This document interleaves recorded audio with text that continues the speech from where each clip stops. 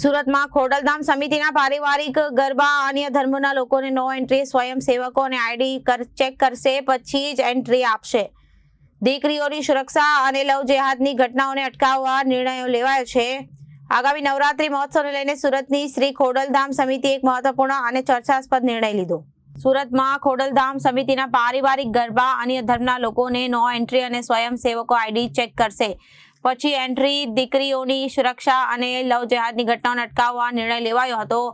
આગામી નવરાત્રી મહોત્સવને લઈ સુરતની શ્રી ખોડલધામ સમિતિ એક મહત્વપૂર્ણ અને ચર્ચાસ્પદ નિર્ણય લીધો હતો.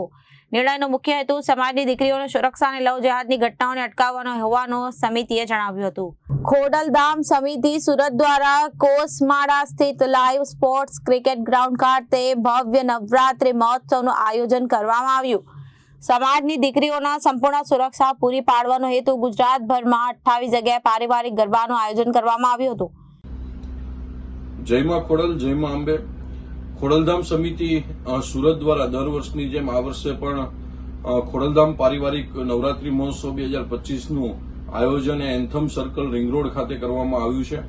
ખોડલધામ સમિતિનો મુખ્ય હેતુ એ સમાજની દીકરી સમાજના આગળ સુરક્ષિત રીતે માના ગરબા રમી શકે, માની આરાધના કરી શકે, એ જ મુખ્ય હેતુ રહ્યો છે. ખાસ આ વર્ષે રાજકોટ ખાતે આકાર પામનાર કેન્સર રિસર્ચ સેન્ટર અને હોસ્પિટલના એક ચેરિટીના આશય સાથેનું સમગ્ર આયોજન છે. ત્યાંની અંદર જે પણ દાનની રકમ એકત્ર થશે એ આ હોસ્પિટલનો જે નિર્માણ પામવા જઈ રહી છે એમાં એનો ખર્ચ થવાનો છે.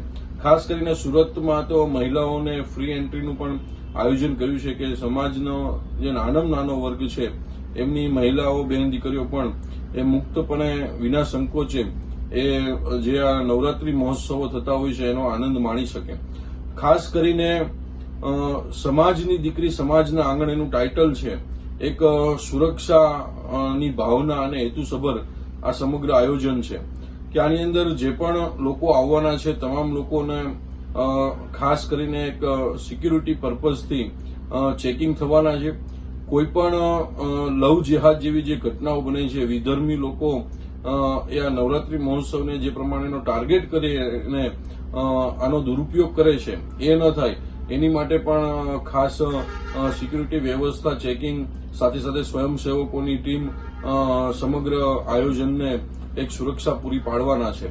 તો ખાસ મહિલાઓને એક સુરક્ષાના હેતુ સાથે અને સમાજની દીકરી સમાજના આંગણે નવરાત્રીનો ઉત્સવ માણી અને માની આરાધના કરી શકે એવા હેતુ સાથે આ સમગ્ર આયોજન ખોડલધામ સમિતિ સુરત દ્વારા કરવામાં આવ્યું. Reporter Arvind Rathod, Janadesh news, Surat.